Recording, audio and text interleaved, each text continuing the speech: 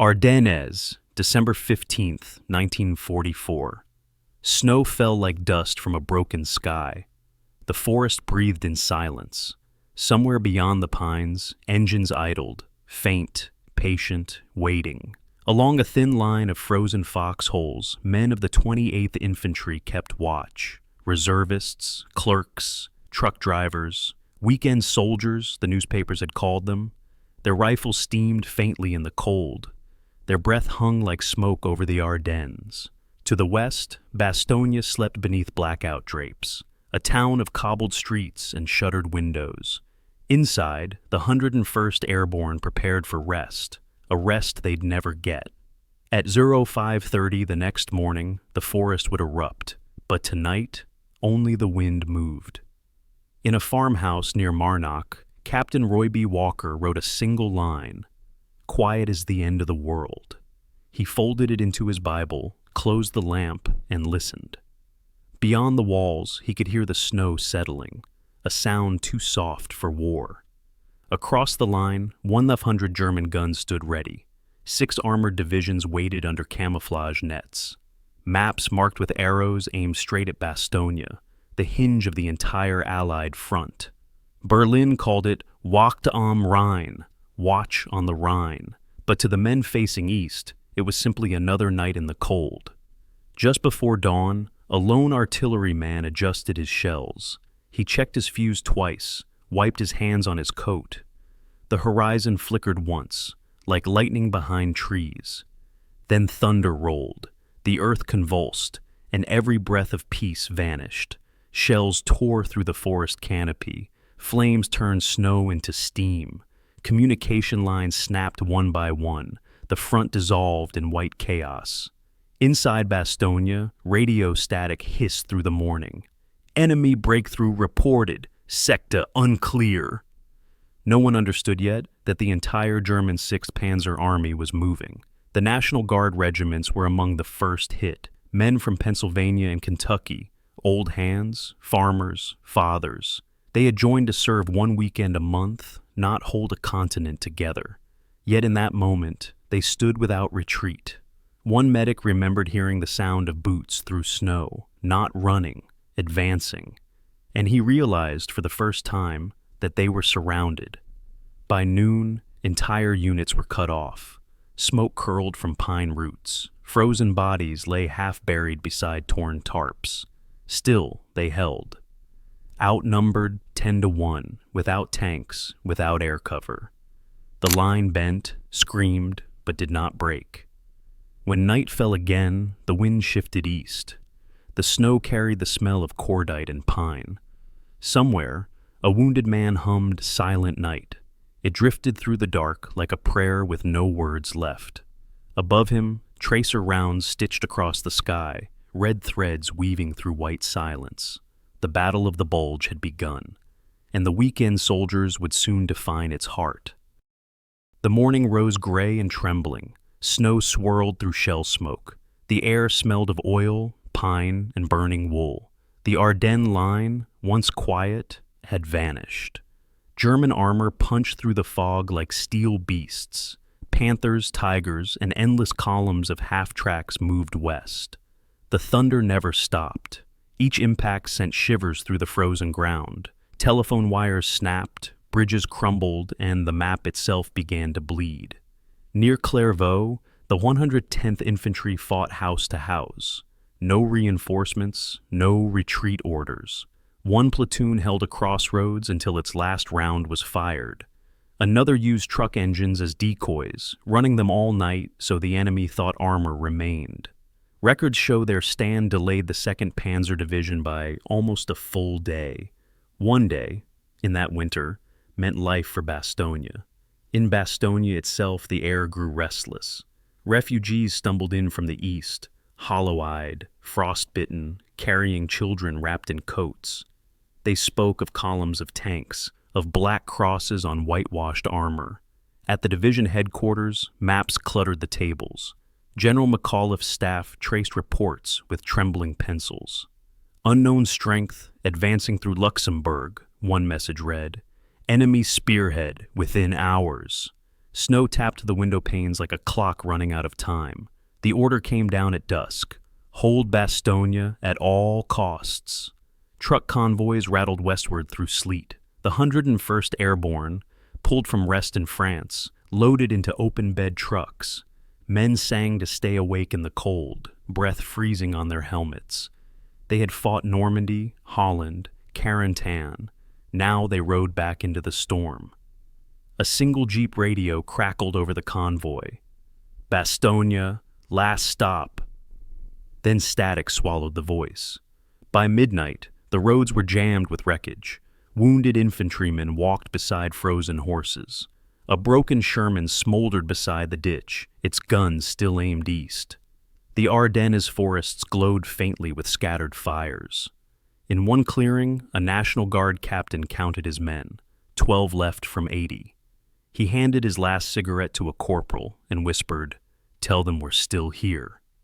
That line never reached headquarters, but in the morning, when scouts passed through the ruins, they found the bodies still facing east, rifles in their arms. Strategically, Hitler's gamble was clear. Split the Allied front, capture Antwerp, force a negotiated peace. To succeed, Bastogne had to fall. Every German map circled it in red, a hub of 7 roads. Without it, the advance would starve on snow and fuel. With it, the Reich could breathe again, if only for a moment. The 101st arrived under blackout, engines killed, boots crunching over frost.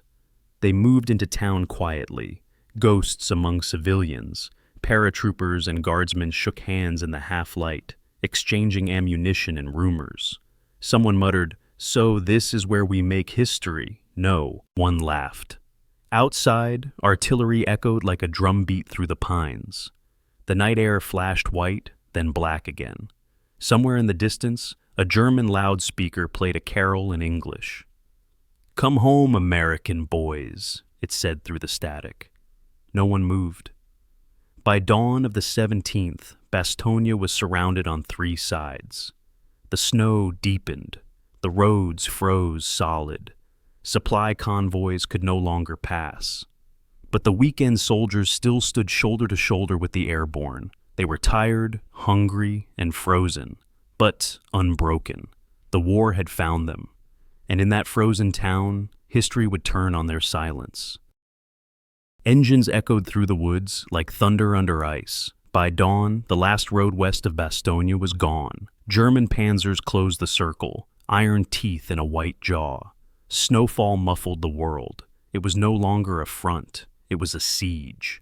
Inside Bastogne, 10,000 men braced behind broken walls.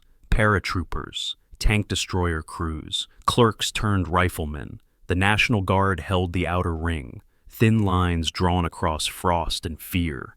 The weather turned brutal, -20 degrees by night.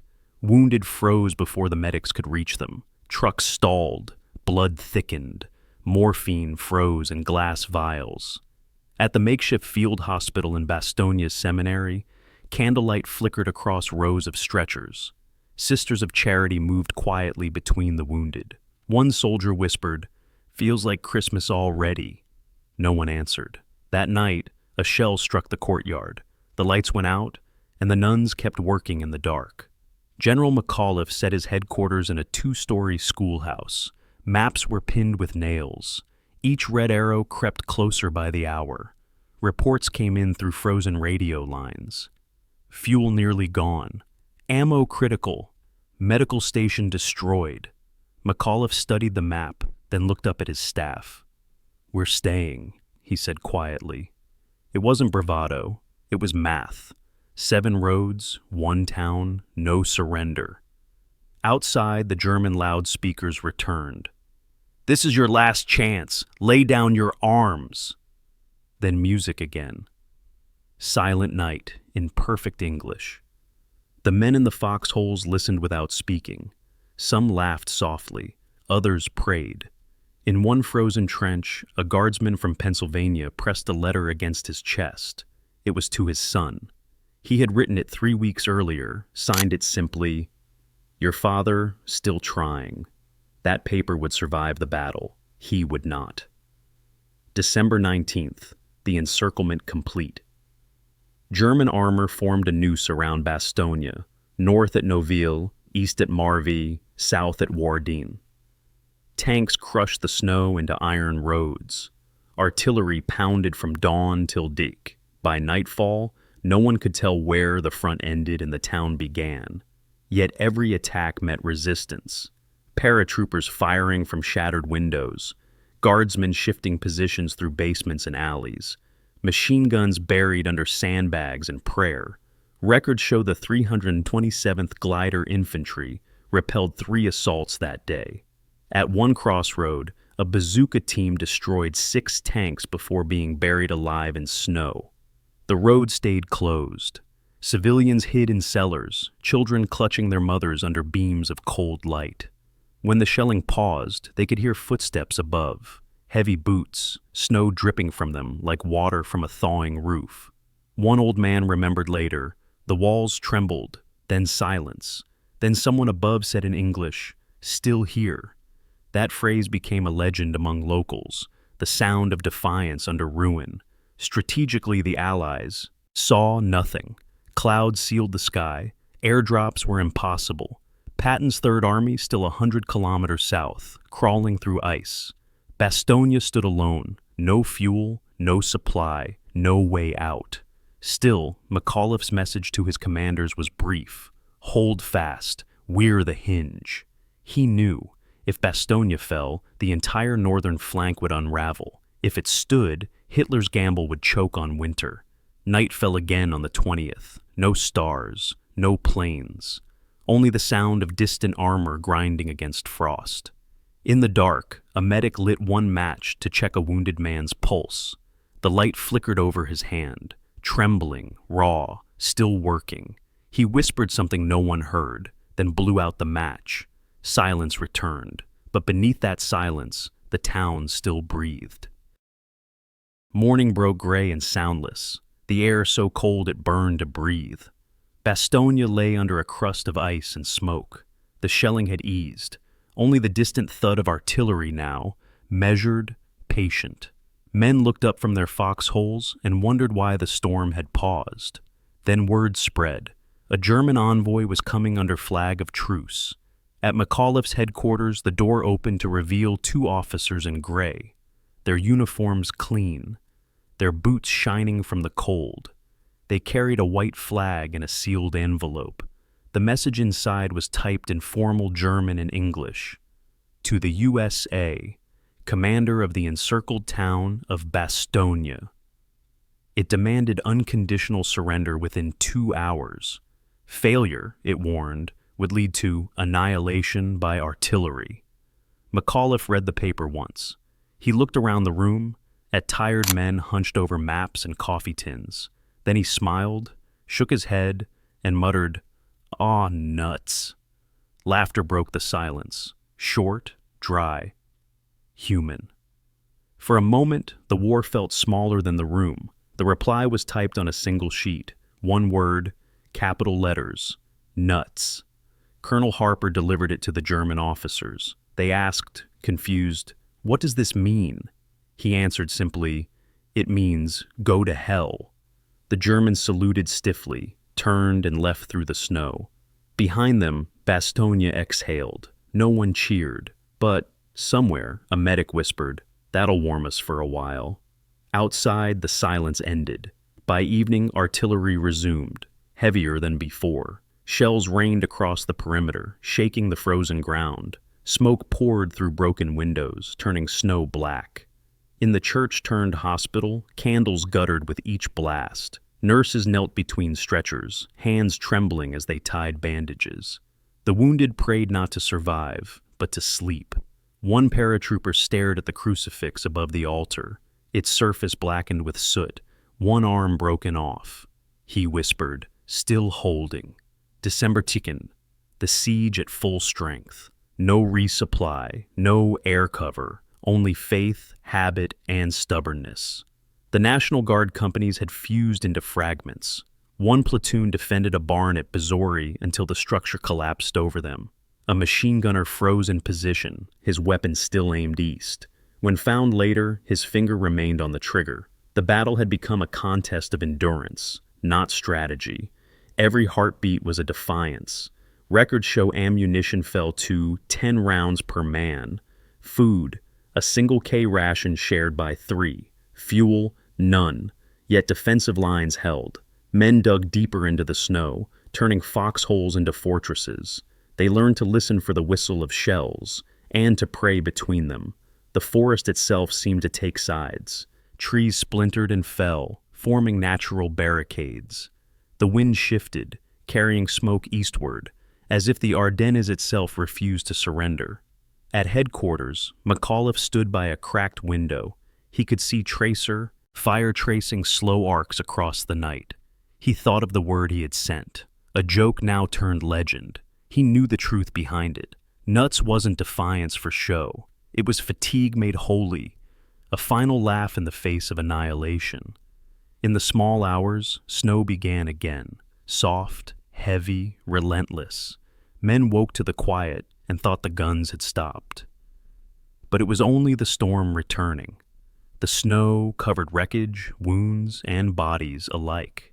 It erased the day's scars with silence. And in that silence, a strange calm spread. One soldier wrote in his notebook, "Maybe this snow is God's way of saying he's still here." He closed it, tucked it into his coat, and went back to the line. The night passed without rest. Men slept in bursts, waking to silence too deep to trust. Even the artillery had gone quiet, as if the world were holding its breath. Before dawn, the clouds began to thin. The black canopy that had sealed Bastogne for a week cracked open. Through the haze, a single star appeared over the forest. At first, no one noticed. Then a radio operator shouted from the courtyard, "The weather's clearing!" By morning the sound came, faint, growing, rhythmic. Engines, dozens of them. The men stumbled from their foxholes, looking up. Across the pale sky, C-47s appeared like silver ghosts, wings glinting in sunlight for the first time in days. They came in formation, low, steady, beautiful. Parachutes blossomed above Bastogne. White canopies drifted like snow reborn. Crates struck the ground. Food, bandages, ammunition. One soldier caught a box and laughed aloud, tears freezing on his cheeks. "Santa finally found us," someone said. The resupply changed everything. Morale soared, as if sunlight itself had joined the defense. For the first time since the siege began, the men had warmth, not from stoves, but from hope. In the hospital, nurses opened boxes of plasma and dressings. A pilot's note was taped inside one crate. "From your friends above, Merry Christmas." Sister Marie read it aloud. The wounded clapped softly, too weak to cheer. It was December 23rd, 2 days before Christmas. Hell was beginning to thaw. Outside the town, the German siege continued, but their tanks now fought blind. American fighter bombers swept over the forests, cutting through smoke and snow. P-47 Thunderbolts screamed low, unleashing fire on the supply lines that fed the encirclement. The hunters had become the hunted. At a forward observation post, a guardsman stared at the sky and whispered, "Looks like the whole war just turned around." He wasn't wrong. Strategically, the opening of the skies marked the collapse of Hitler's timing. Without surprise and storm, his offensive began to stall. That night, Bastogne glowed faintly under moonlight. Fires burned low. Snow reflected the stars like candlelight on glass. Inside the church, the men gathered quietly. No priest, no sermon, just voices, rough, tired, full of smoke and gratitude. They sang softly, "Silent night, holy night." The words floated above the wounded, over helmets and rifles stacked by the altar. For a moment, no one felt the cold. In a corner, a young paratrooper wrote in his journal, "Christmas Eve, Bastogne, the sky opened today. Maybe heaven took pity on us." He stopped, stared at the candle flame, and added one more line. "If I don't make it, tell them it was beautiful, just once." He blew out the flame and let the darkness return. Through the night, The airlift continued. C-47s droned overhead like a heartbeat that refused to stop. Each pass left behind another pulse of life: food, ammunition, hope. The men learned to tell the difference between German shells and Allied crates by sound. The shells screamed, the crates thumped. One meant death, the other, life.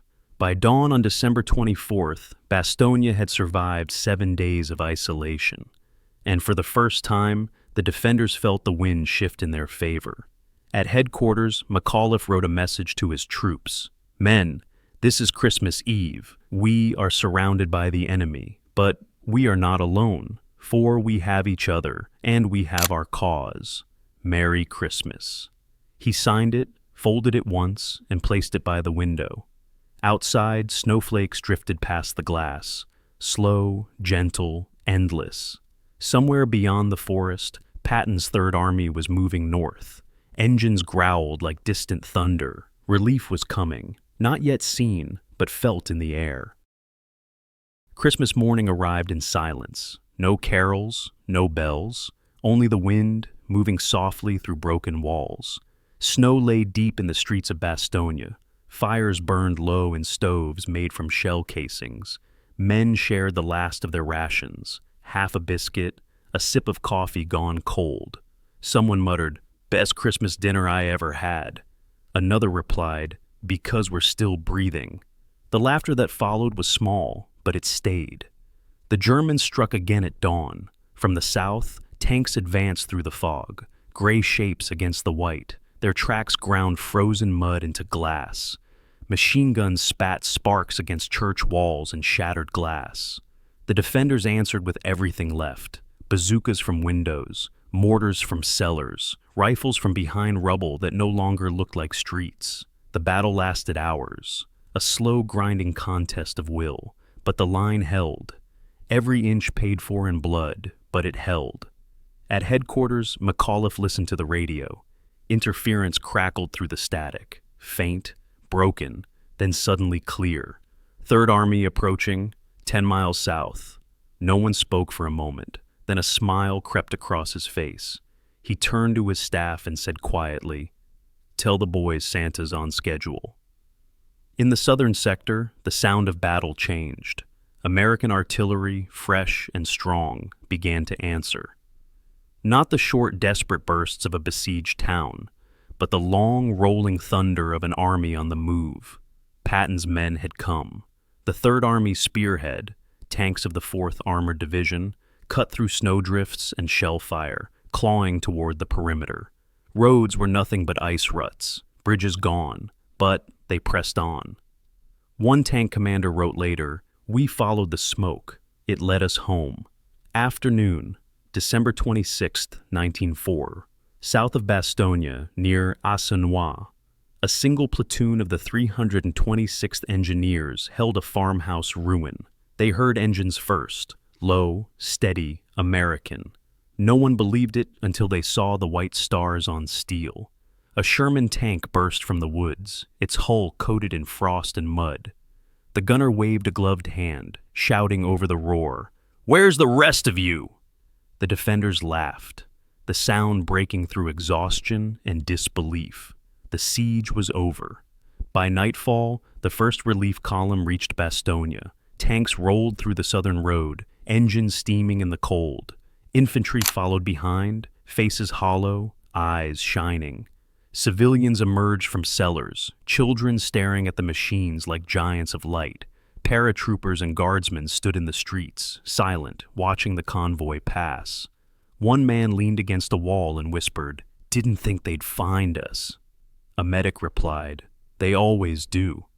The town was rubble, nearly every building hit, but the flag still hung above the square, smoke-stained, frozen, unbroken. News spread fast through Europe. Bastogne relieved. But for the men inside, there was no celebration, only stillness, only the sound of shovels clearing snow from graves. In the seminary, a nurse lit a candle for each man who hadn't made it. Rows of tiny lights flickered against the walls, one for every soul that held the line. Strategically, Bastogne changed everything. Hitler's timetable shattered. The German advance stalled in the snow. From that day, the Ardennes offensive turned from gamble to retreat. But for the men who fought there, victory was simpler. It was the warmth of a blanket. A letter finally delivered. The moment the sky turned blue again. That night, as engines idled and snow drifted over the dead, a guardsman wrote one final line in his notebook. They called us weekend soldiers. Maybe they were right, because when the weekend ended, so did the war for them. He closed the book, looked toward the forest, and saw the first light of dawn breaking through the smoke. The snow did not stop. Even with relief inside Bastogne, the winter held on, cruel, endless, and white. Men now fought not for ground, but for warmth. The 4th Armored Division pushed outward from the southern road. Their tanks advanced through fields littered with wrecks, German and American alike. The smell of fuel and cordite mixed with pine and frost. Every field had a story. Every frozen ditch, a name without a marker. The Germans counterattacked at once. Determined to close the gap, they threw armor and infantry back into the storm. Shells burst over the hills, turning snow to ash. At Wardennes and Marville, the battle raged hour after hour. Tanks met at ranges so close the gunners could see each other's eyes through shattered glass. Machine guns tore at the snow until barrels glowed red. A guardsman remembered the sound, like the world grinding its teeth. But the line held again, not because of strength, but stubbornness. The kind born from too many cold nights to surrender now. The wounded filled every room. Hospitals overflowed into basements, barns, schoolhouses. Nurses worked without gloves, hands raw from freezing blood. In one corner of the church, a chaplain read softly over a soldier fading fast. His breath came shallow, but he smiled faintly and whispered, "Tell my wife I kept my post." The chaplain nodded, though he had no paper left to write it on. By December 29th, German strength began to waver, fuel gone, morale cracking, their columns bogged in snow and wreckage. From the sky came another wave of thunderbolts, silver shapes gleaming against pale light. They dove through clouds, striking at armor still trapped on narrow roads. Each explosion echoed like punctuation on a fading sentence. The Bulge was shrinking, slowly, brutally, inevitably. Inside Bastogne, the men moved among ruins. They collected the dead, friend and foe, side by side in the snow. There was no difference in the stillness. A paratrooper found a small photograph frozen in a pocket, a German soldier with his family, smiling in summer sunlight. He stared at it for a long time, then placed it gently back and covered the body with a blanket. "Same snow for both," he said. New Year's Eve 1904, the town stood quiet for the first time in weeks. The guns, for a moment, had stopped. Fires burned low in half-collapsed chimneys. Men sat in silence, listening to the faint crackle of the radio. Someone had tuned to a stateside broadcast, a choir singing Auld Lang Syne. They raised tin cups filled with melted snow and whispered, "To them, all of them." No music could reach that frozen air, but the feeling did. Slow, steady, eternal. Strategically, Bastogne was now secure. Patton's army had linked north to the British Second. The German dream of splitting the Allied line was gone, but the cost remained, heavy and uncounted. Thousands lay in unmarked snowdrifts, and those who lived would carry the toll, cold for the rest of their lives. In his field diary, an American major wrote, "We have held Bastogne. It no longer matters why, only that we did." He closed the book, and for the first time since December 16th, the guns fell silent enough to hear the forest breathe again. Outside the town, the wind swept over open fields. Boot prints filled with snow.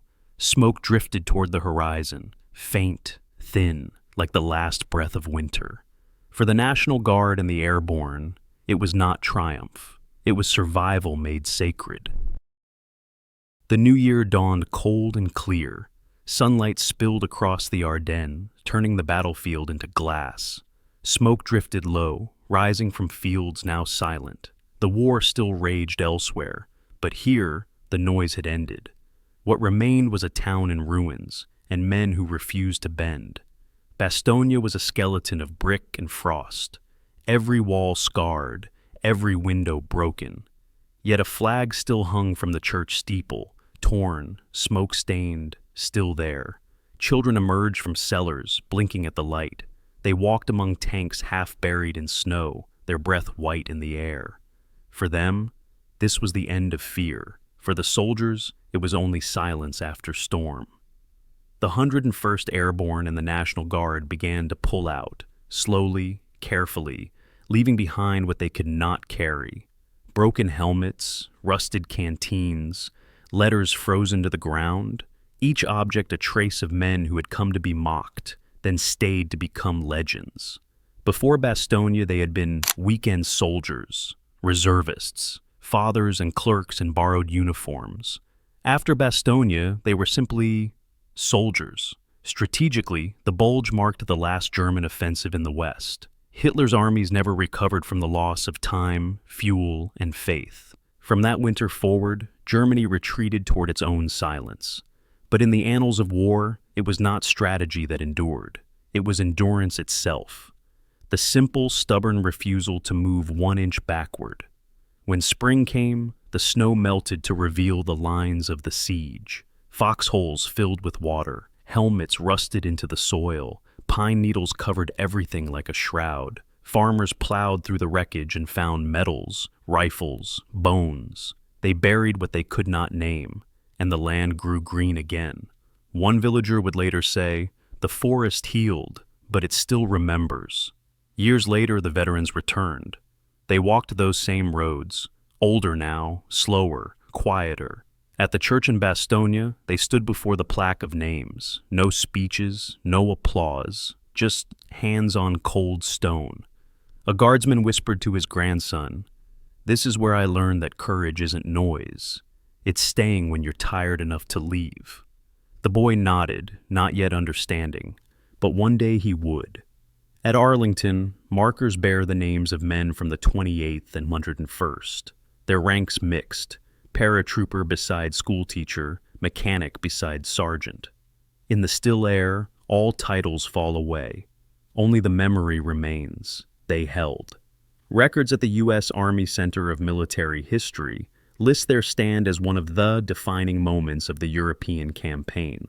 But the files can't capture the feeling of frost in the lungs, or the way silence sounded after the last gun stopped. Bastogne became more than a battle. It became a measure of endurance, faith, and the quiet strength of ordinary men, the kind who worked 5 days a week and fought the 6th without complaint. Every December, the town still holds a torchlight vigil. Locals light candles along the roads once buried in snow. Veterans, now few, stand in the glow and salute the dark horizon. The wind moves through the pines the same way it did in 1904, soft, cold, endless. In the end, history would remember their courage in a single truth. They fought not for glory, but for one another. Not to be remembered, but so that others could forget the fear. Snow still falls over the Ardennes. It covers the roads where men once crawled through fire. It settles softly over names carved in stone and whispers through forests that have learned to be quiet again. Bastogne is peaceful now. Shops, laughter, headlights in the night. But beneath every cobblestone lies a story, and beneath every story, a choice. Those who stood here in that winter of 1904 were not the heroes history imagined. They were farmers, teachers, fathers, men who traded comfort for duty and youth for faith. When the world expected them to break, they stood. When the cold tried to erase their will, they endured. Theirs was not the kind of courage that shouts. It breathes, it waits, it remembers. So when the wind passes through the pines above Bastogne, listen closely. You might still hear the echo of their vow. Simple, quiet, eternal, we held the line.